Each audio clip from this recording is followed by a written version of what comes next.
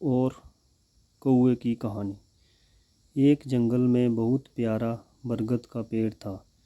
उस पेड़ पर घोंसला बनाकर एक कौवा कौवी का जोड़ा रहता था। उसी पेड़ के खोखले तने में कहीं से आकर एक दुष्ट सांप रहने लगा।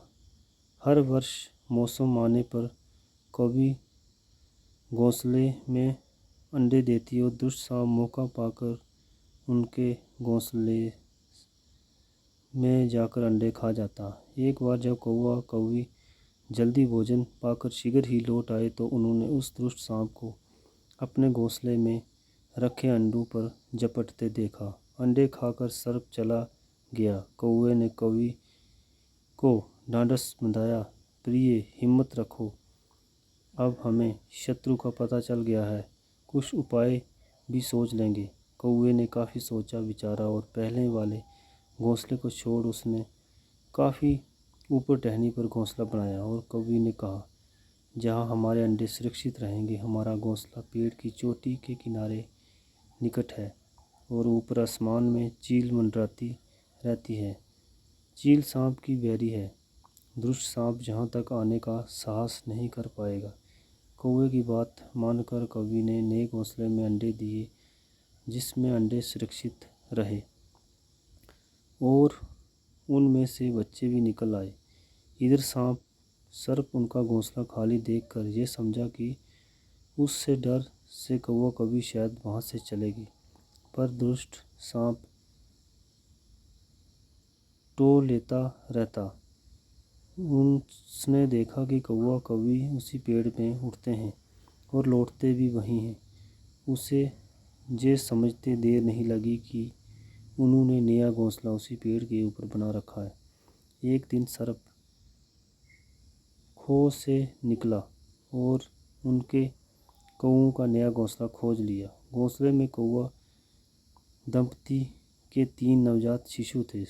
दुष्ट सांप उन्हें एक एक करके गपागप निकल गया और उनके खो में लौटकर डकारने लेने लगा। कौवे और कौवी लौटे तो घोंसला खाली पाकर सन्न रह गए। घोंसले में हुई टूट फूट व नन्हे कौवों को कोमल पंख बिखरे देखकर वह सारा मांजरा समझ गए। कौवी की छाती को दुख से फटने लगी। कौवी ने बिखर रही थी, तो क्या हर वर्ष मेरे बच्चे सांप का भोजन बनते रहेंगे? कौवा बोला, नहीं, ये माना कि हमारे सामने विकट समस्या है, पर जहाँ से भागना ही उसका हल नहीं है। विपत्ति के सामने ही मित्र काम आते हैं। हमें लोमड़ी मित्र से सलाह लेनी चाहिए। दोनों तुरंत ही लोमड़ी के पास गए। लोमड़ी ने उनके मित्रों की दुख भरी कहानी सुनी।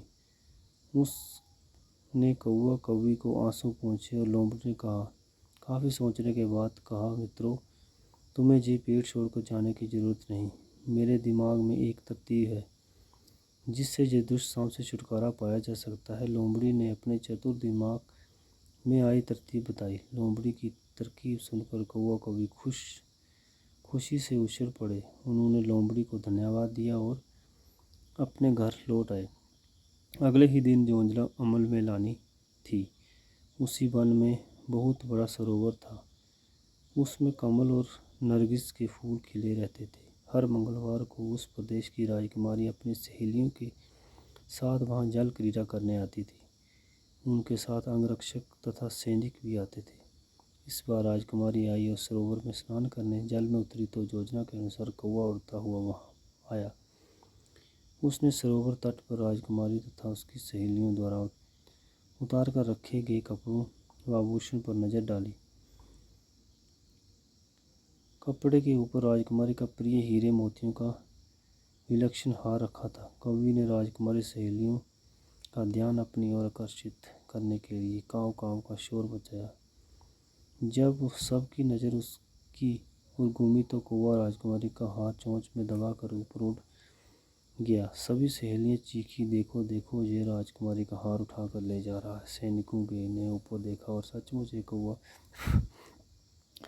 हार लेकर धीरे धीरे उड़ता जा रहा था। सैनिक उसी दिशा में दौड़ने लगे।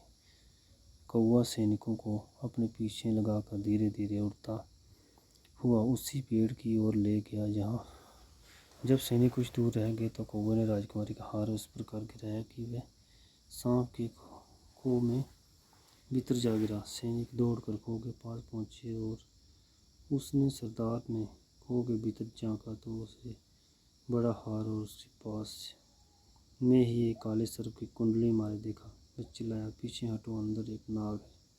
सरदार ने खो के भीतर भाला मारा। सर्प घायल हुआ और पुकारता हुआ बाहर निकला। जैसे ही वह बाहर निकला, सैनिकों ने बालों से उसके टुकड़े टुकड़े कर डाले। सीख, सूझबूझ का उपयोग कर हम बड़ी से बड़ी ताकत और दुश्मन को हरा सकते हैं। बुद्धि का प्रयोग करके हर संकट का हल निकाला जा सकता है। वाह।